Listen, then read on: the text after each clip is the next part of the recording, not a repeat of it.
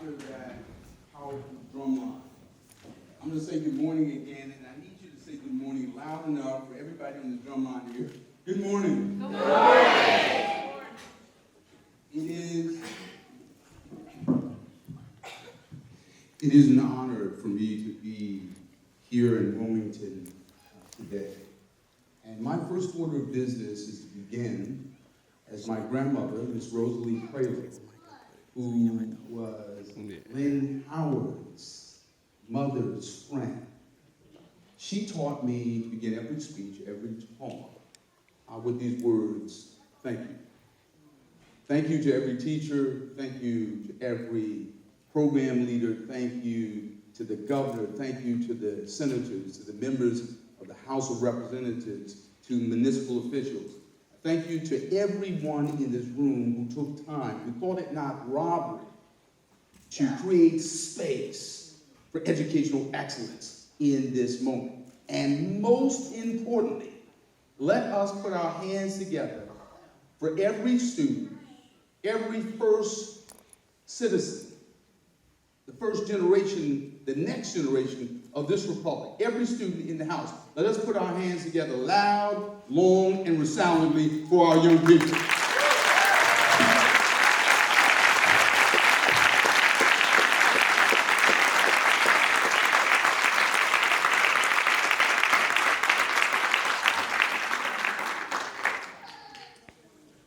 I also want to acknowledge the hard work and the planning and the fortitude and determination of all those who put together this program.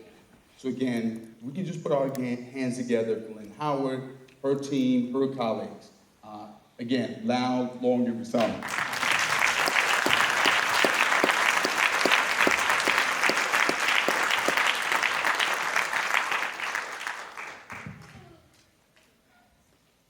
We find ourselves this morning in a particular place, at a particular moment in history.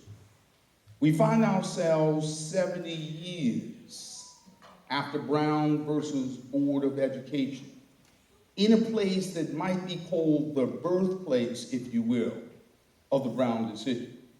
We find ourselves in a sacred space, a sacred city. A city whose soil, whose streets, whose sidewalks are literally anointed with sacrifice. A city in which the National Guard took up residence for months on end. A city in which there are activists and advocates and a legacy of resilience and resistance and a commitment to social justice. We find ourselves in this moment. The great-grandchildren, the grandchildren, the sons and daughters of the Brown versus Board of Education decision. We find ourselves in this moment on the eve of the most democracy consequential election in our lifetimes.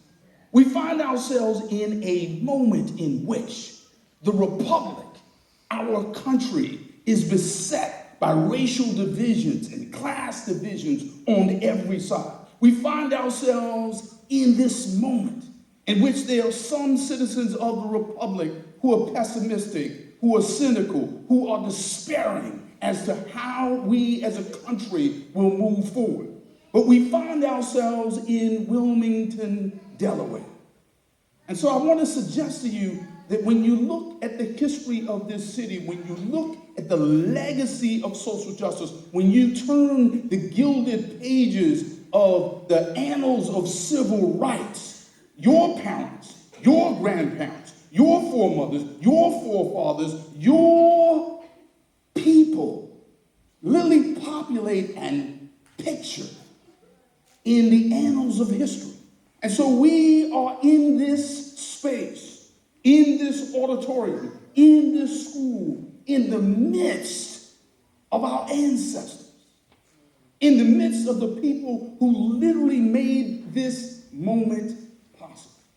And so, as we commence this educational summit, I'm reminded of a school teacher, not from Wilmington, not from Delaware, a school teacher from the state of Mississippi, who was orphaned as a little girl, a teacher who grew up to become a journalist and a sociologist, a teacher whose intellect, whose writing rivaled that of William Edward Burgett Du Bois, the first African-American PhD from Harvard, a teacher by the name of Ida B. Wells. You recall that history tells us that Ida B. Wells studied the problem of lynching, racial violence in our country. History tells us that Ida B. Wells tried to determine, tried to assess, tried to figure out why any human being would lynch another human being. Why would any human being take the life of another human being? So she studied lynchings, and she studied the reasons, the motivation, the motives of those who engaged in lynching. And she created something called the Red Record. The Red Record was a kind of statistical study, a sociological study. I would argue a story of violence, but also a story in which we find the reason why we gather in this place at this time. Ida B. Wells determined that some black people were lynched because they were determined to be uppity. Some black people were lynched because they had prosperous businesses. Some black people were lynched because they spoke too well, they spoke too often, their intelligence was too obvious.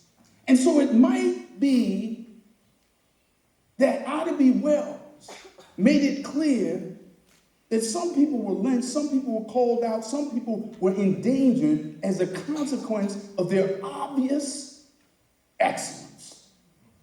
And so just for a few moments, by way of encouragement, by way of footnoting all that the governor has just said, I just want to lift up a few thoughts on making the case for inexcusable excellence. Making the case for inexcusable excellence. So when we think about Louis Redding, the pioneering NAACP lawyer who led the litigation here in Delaware, which literally broke the back of Jim Crow. When we think about Attorney Redding, when we think about this graduate of the schools here in Delaware, who went on and excelled at Brown University as an honors graduate, who then went on to Harvard Law School well before Barack Obama arrived on campus. When we think about this lawyer from Delaware, this lawyer making the case in court for our children, he made the case for excellence. Beside him was a lawyer by the name of Jack Greenberg, a veteran of World War II, a graduate of Columbia, but at that time, a baby lawyer. I used to be a baby lawyer, one of those freshly minted lawyers right out of law school. The ink is not yet dry on your degree. But we also think about Thurgood Marshall. We think about the black girls who were the faces of this litigation. We think about the parents who were the faces, the endangered faces, the vulnerable faces of this litigation. And I want to make the case to you that the litigants, the parents, the attorneys were all advocates for excellence. And so we gather for this educational summit as advocates for excellence. You have to appreciate the fact that when we go back to the days of Brown versus Board of Education, there's a widespread misconception that the lawyers deserve the lion's share of the credit. There's a widespread misunderstanding of the litigation that there weren't children and parents. Oh, again, I can tell somebody got lost. Let me say that again. Children, about the age of the children in this room, mothers and fathers, mamas and daddies, as well as attorneys and activists and advocates who made the case for excellence. Now understand that in this room, the most qualified experts as to how boundaries should be expanded or retracted are in this room. The most powerful stakeholders speaking to the question of which schools should we rehabilitate, which schools should we build, how should we allocate our teachers, how do we recruit principals, how do we recruit qualified teachers and retain qualified teachers, those folks are in this room. I understand that the most qualified experts as to the complicated, difficult public policy challenges and educational equity questions are in this room. But I just want to take a few moments to make the case that the case can be made. You see, because we are in a moment 70 years after Brown, in the year after the dismantling of affirmative action, in which a great many people are not entirely convinced that we can do as our forebears did. You see, because all across the country, there are people who, notwithstanding the manifestly obvious excellence, the obvious, right? So it's not merely about complicated financing formulas. It's not merely about educational expenditures. It's not merely about student-teacher ratios. It's not merely about classroom sizes. It is, in fact, a movement. We need that kind of power. We need that kind of energy. We need that kind of determination. We need that kind of resilience. We need that kind of spirit.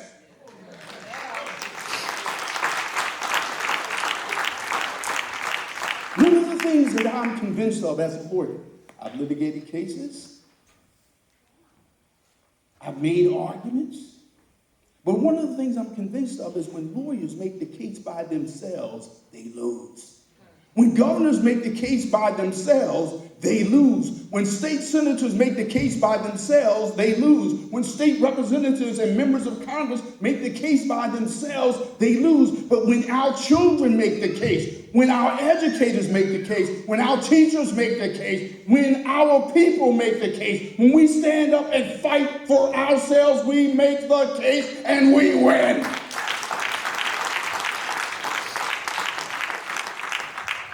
It's about applying a hermeneutic of history.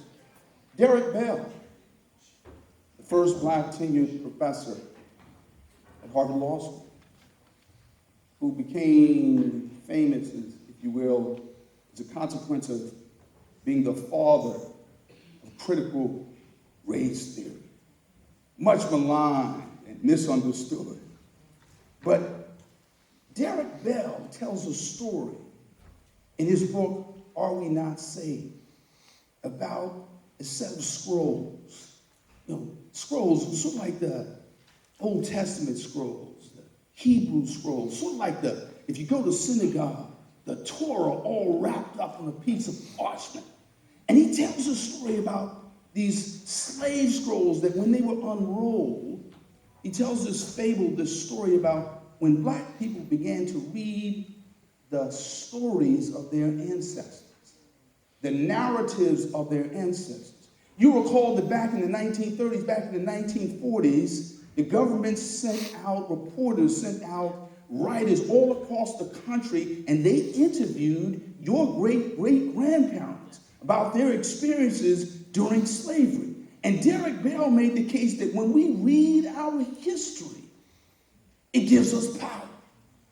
And so I want you to just pretend right now that your children are turning the pages of the history you're about to write. How empowered will they feel? How resilient will they be? How powerful will they be if they read the history that you're about to make? Right? So what happens if the first state to ratify the Constitution becomes first in serving the least well-served students in our cities and towns? What happens when Delaware sets the standard for educational excellence for every child in every school? What happens when there's a movement? And the movement's so powerful that you bring the business people to the table whether they like it or not. What happens when the movement is so powerful that we are not merely talking about government expenditures to improve education, but we're talking about non-governmental expenditures to improve education? Because we know that often middle-class children, it's not merely about the money they get in their schools coming from the government, it's also about the support they get in the communities. It's about the enrichment programs. It's about the summer camps. It's about having neighborhoods that support educational excellence, black and brown brilliance. And so, in other words, what happens when we have a movement that's so powerful? It's about, yes, what the government does, but it's also about the business, what the business community does. It's also about what our churches do, our mosques, and our synagogues, and our temples. Right? So, in other words, when your history is so powerful, it speaks to you, and you speak to the community. You got to have a hermeneutic of history, but there's another piece of it. I took note of the fact that my babysitter, Lynn Howard, talked to you all about a study that inaugurated the Wilmington Center on Educational Excellence and Policy. There are a great many studies that speak to the work that we're endeavoring to do. There are a great many studies that show that if you take black and brown children and you put them in good schools, filled with high expectations, with economic and racial integration, it's not about us sitting next to somebody, it's about us being in spaces where people who are as smart as we are sitting next to us. Can I say that again? It's not that black and brown children get brighter because white people are next to them. It's that we're in spaces where everyone expects us to be as brilliant as we in fact are. Right? And there are all manner of studies that are powerful. They inform academics. Members of the state legislature, they love reading studies. They love quoting the statistics. But the statistics have no power unless they affect people. So may I give you an example? In the Brown versus Board of Education litigation, in the litigation in this state, they use social science, they use statistics, they use studies to make the case that separate was inherently unequal. You recall that there was two psychologists, Mamie and Kenneth B. Clark, two psychologists who went into the community and they presented to children the same age as you are, a black doll and a white doll.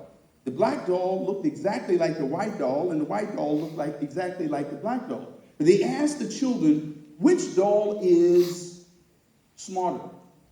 Which doll is more pretty? Which doll is the good doll? And to the distress and to the dismay of the parents, children would often pick the white doll. And the lawyers took this study. They take this study, these dolls, these black children, and they win. But that's not the end of the story. Most people didn't read the study. You know, your parents or grandparents probably never read Kenneth B. Clark and maybe Clark's doll study. But well before Instagram, well before Facebook, well before X, formerly known as Twitter, there was something called Ebony Magazine. Right? Run line. If we were in church, you would call that the prologue.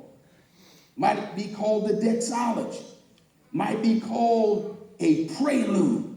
In other words, it's the music that introduces what happens next. So if you heard your children play the drums, drums precede marching, drums precede movement, drums precede movements. The music has been sounded, and there should be a movement in this house.